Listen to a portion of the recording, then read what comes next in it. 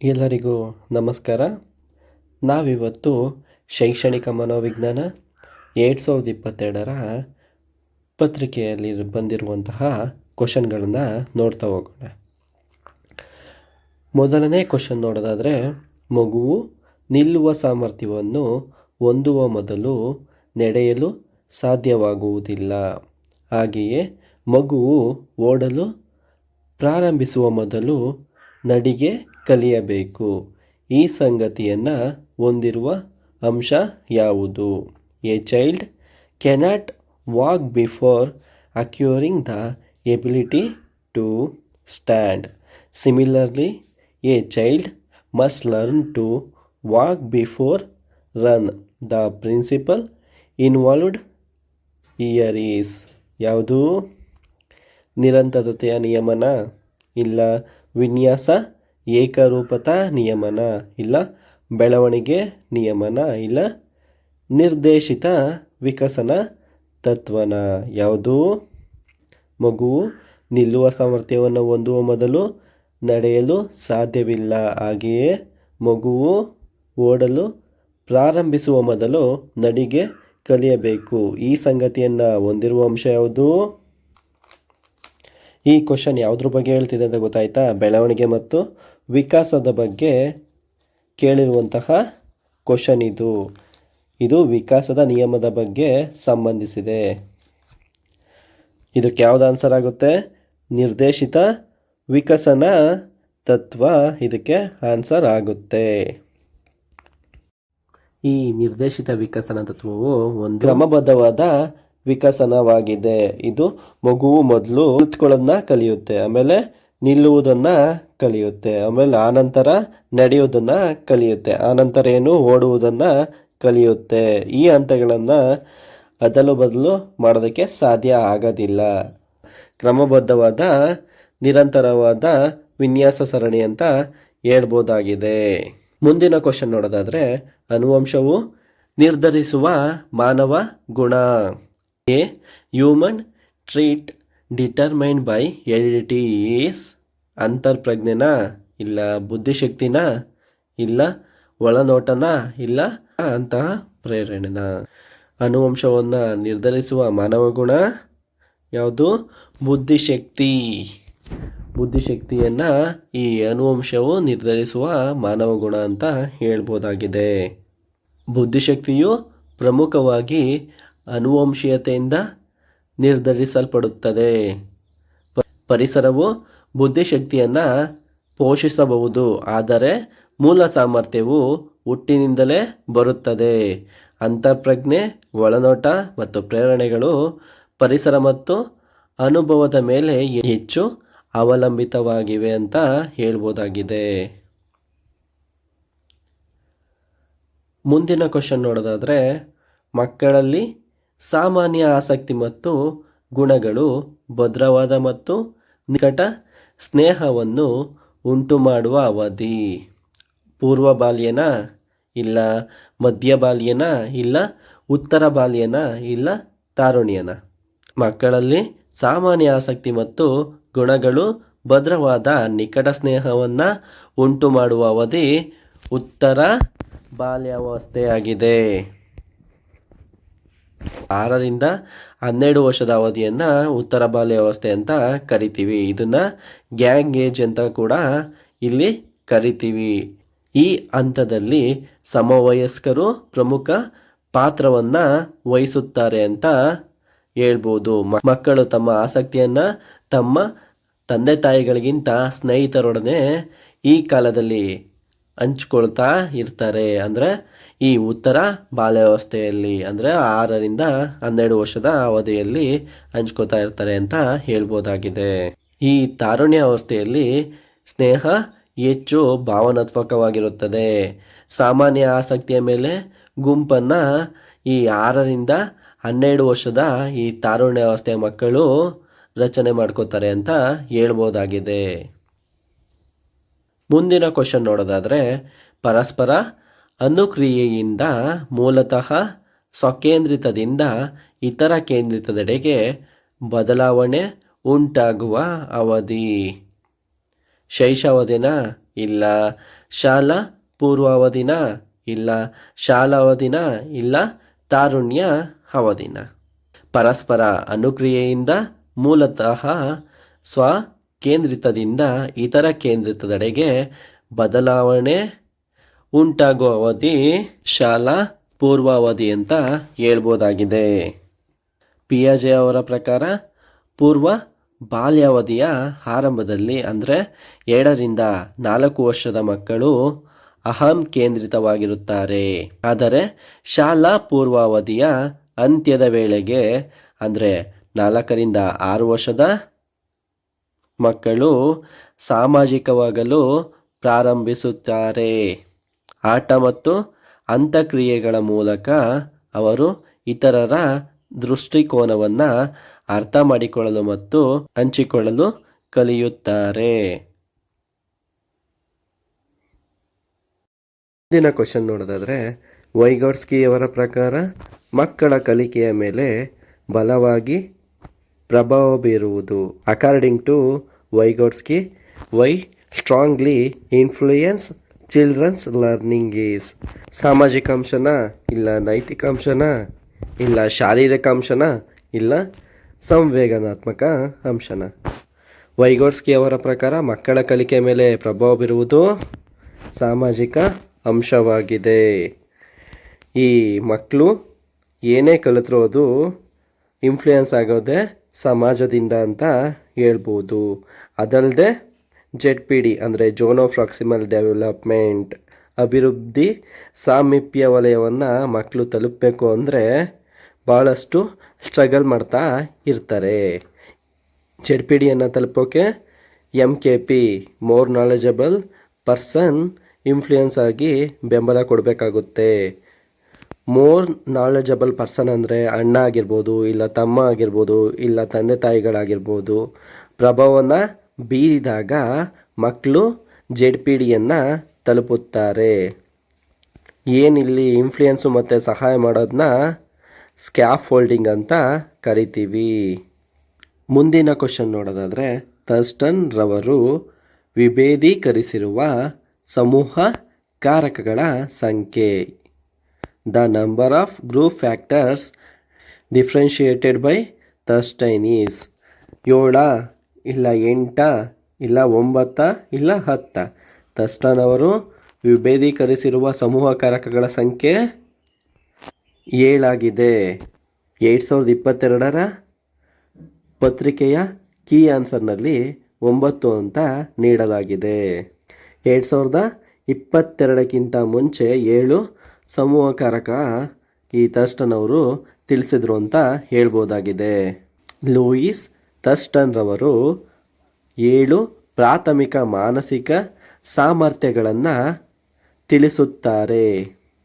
ಮೊದಲನೇದಾಗಿ ನೋಡೋದಾದರೆ verbal comprehension ಅಂದರೆ ಶಾಬ್ದಿಕ ಪರಿಕಲ್ಪನೆ.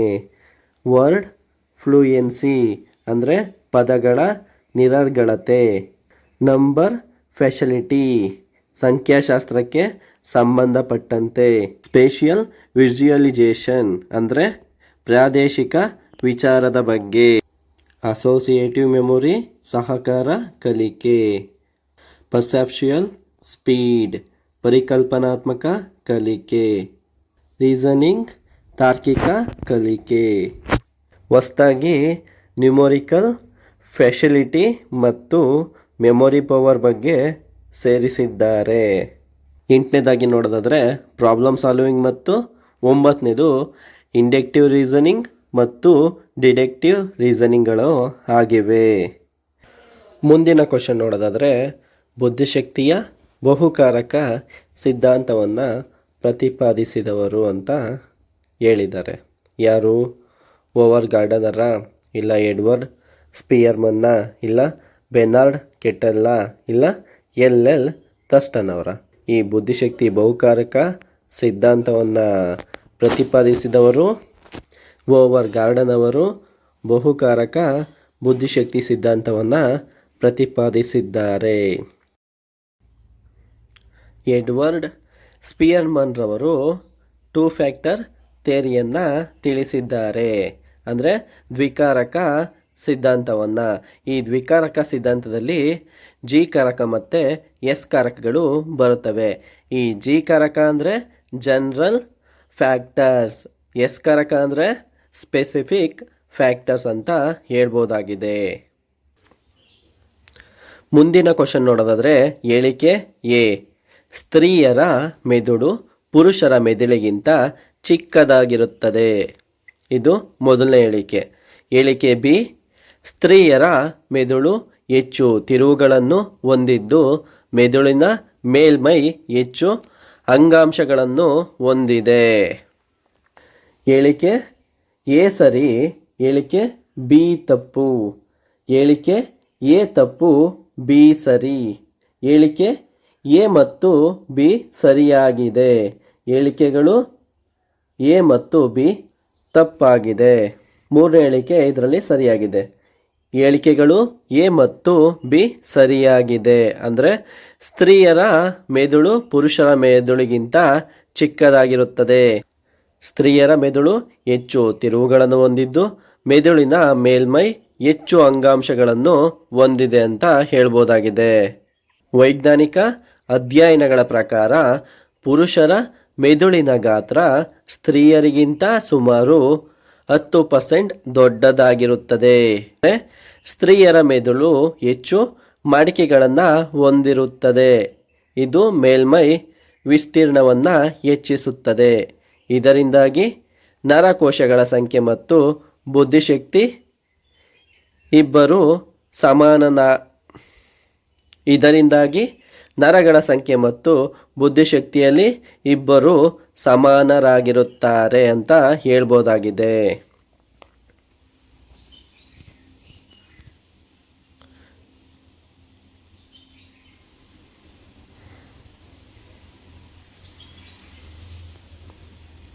ಇದರಿಂದಾಗಿ ನರಕೋಶಗಳ ಸಂಖ್ಯೆ ಮತ್ತು ಬುದ್ಧಿಶಕ್ತಿಯಲ್ಲಿ ಇಬ್ಬರು ಸಮಾನರಾಗಿರುತ್ತಾರೆ. ಮುಂದಿನ ಕ್ವಶನ್ ನೋಡೋದಾದರೆ ಅನೌಪಚಾರಿಕ ಮತ್ತು ಔಪಚಾರಿಕ ಶಿಕ್ಷಣಕ್ಕೆ ಸಂಬಂಧಿಸಿದಂತೆ ಹೊಂದಿಸಿರಿ ಅಂತ ಇದೆ. ಇದರಲ್ಲಿ ಯಾವುದು ಹೋಲಿಕೆಯಾಗಿದೆ ಅಂತ ನೀವು ತಿಳಿಸ್ಬೇಕಾಗುತ್ತೆ. ಆಂತರಿಕ ಶಕ್ತಿ, ಸ್ವಯಂ, ಆತ್ಮವಿಶ್ವಾಸ ಅಂತ ಇದೆ. ಸಬಲೀಕರಣ ಆಯ್ಕೆಯ ಸ್ವತಂತ್ರವನ್ನು ನೀಡುತ್ತದೆ ಅಂತ ಇದೆ.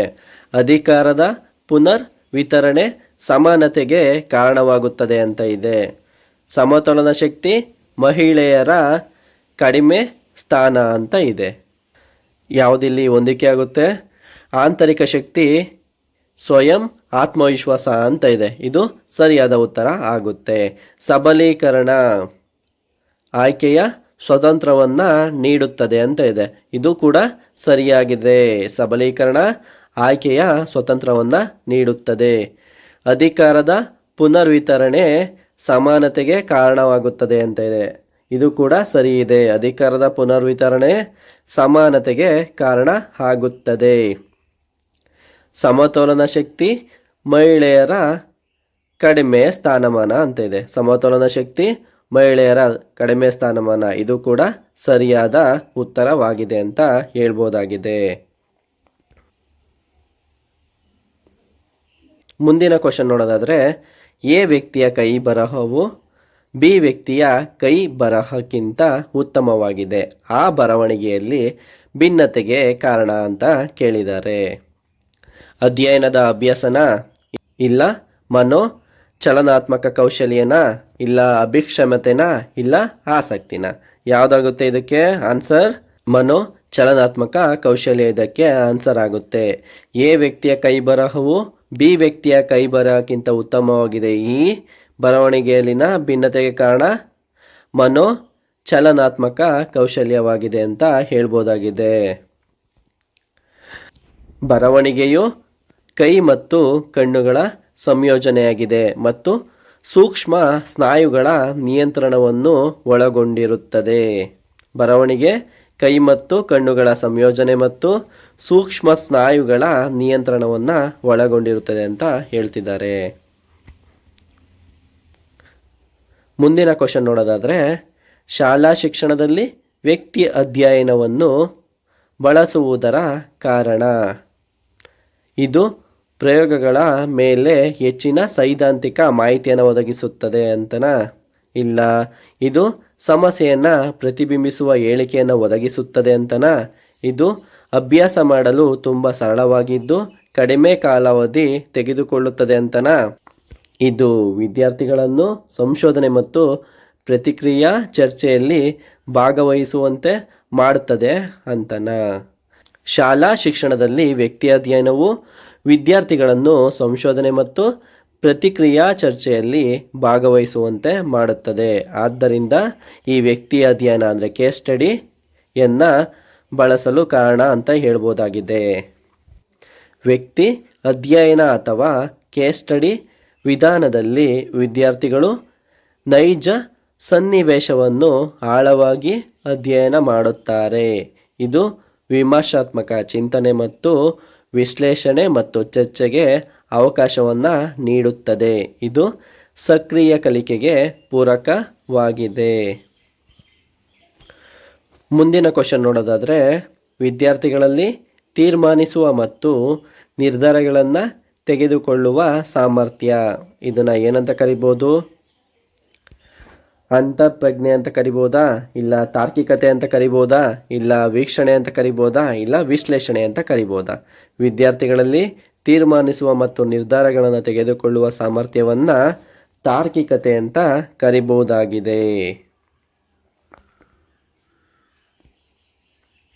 ತಾರ್ಕಿಕತೆ ಎಂದರೆ ಲಭ್ಯವಿರುವ ಮಾಹಿತಿಯನ್ನು ಬಳಸಿಕೊಂಡು ತೀರ್ಮಾನಕ್ಕೆ ಬರುವ ಪ್ರಕ್ರಿಯೆಯಾಗಿದೆ. ನಿರ್ಧಾರ ಕೈಗೊಳ್ಳಲು ಸಾಧಕ ಬಾಧಕಗಳನ್ನು ತಾರ್ಕೀಕರಿಸುವ ಅವಶ್ಯಕತೆ ಇರುತ್ತದೆ. ಇದು ಉನ್ನತ ಮಟ್ಟದ ಮಾನಸಿಕ ಪ್ರಕ್ರಿಯೆಯಾಗಿದೆ.